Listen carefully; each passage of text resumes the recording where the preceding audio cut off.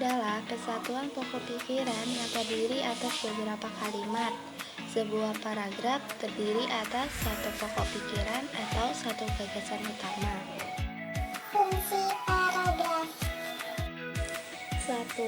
Paragraf dalam sebuah kalimat dapat menjadi pengantar sebuah ide-ide, isi kalimat, dan kalimat penutup pada tulisan yang dibuat oleh penulis.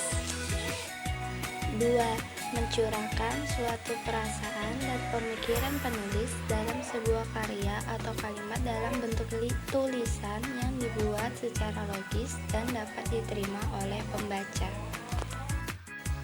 3. Paragraf dapat membantu pembaca untuk memahami segala sesuatu mengenai isi dan topik dalam sebuah tulisan.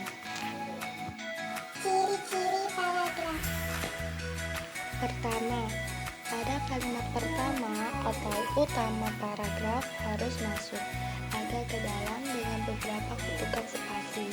Ketukan spasi dalam paragraf sekitar 5 ketukan.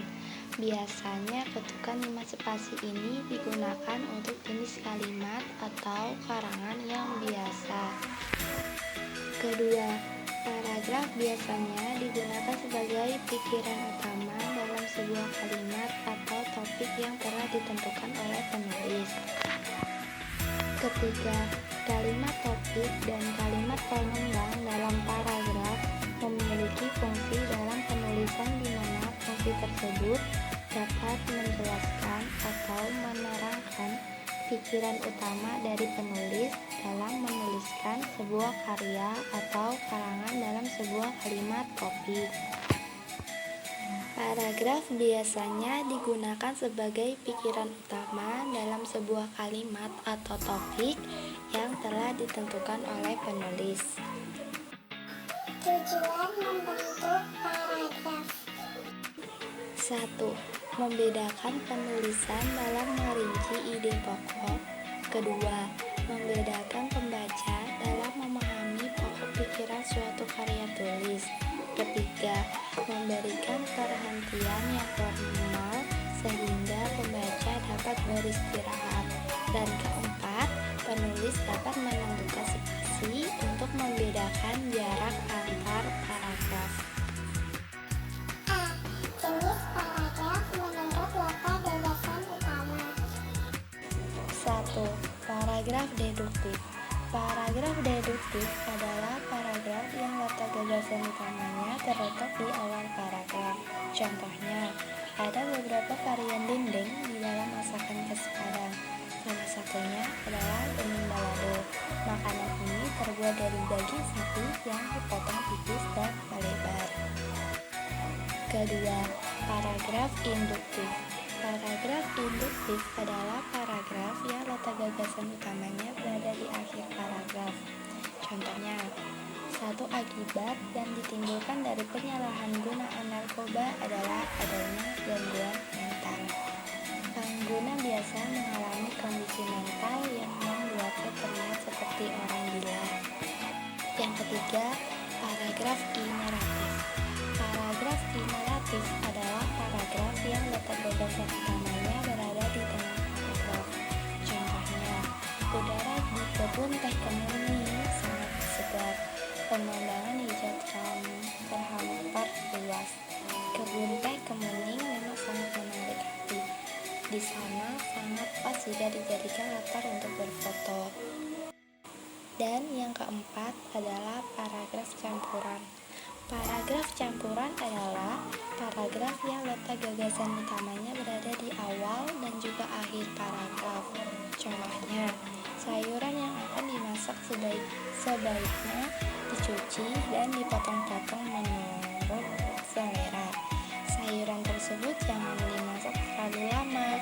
Jika dimasak terlalu lama, kandungan zat gizinya akan berkurang.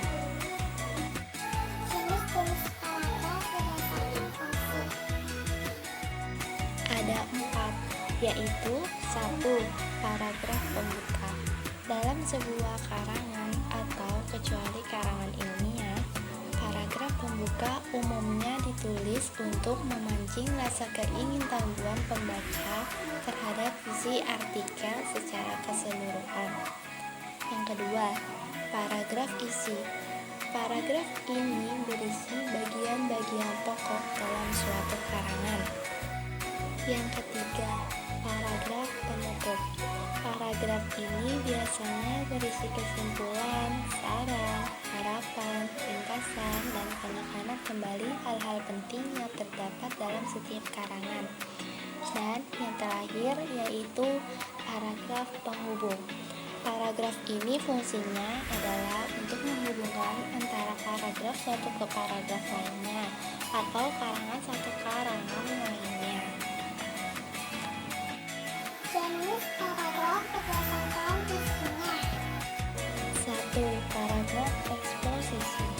Paragraf eksposisi adalah paragraf yang isinya bertujuan untuk memberikan penjelasan atau pengertian secara singkat dan padat. 2. Paragraf deskripsi.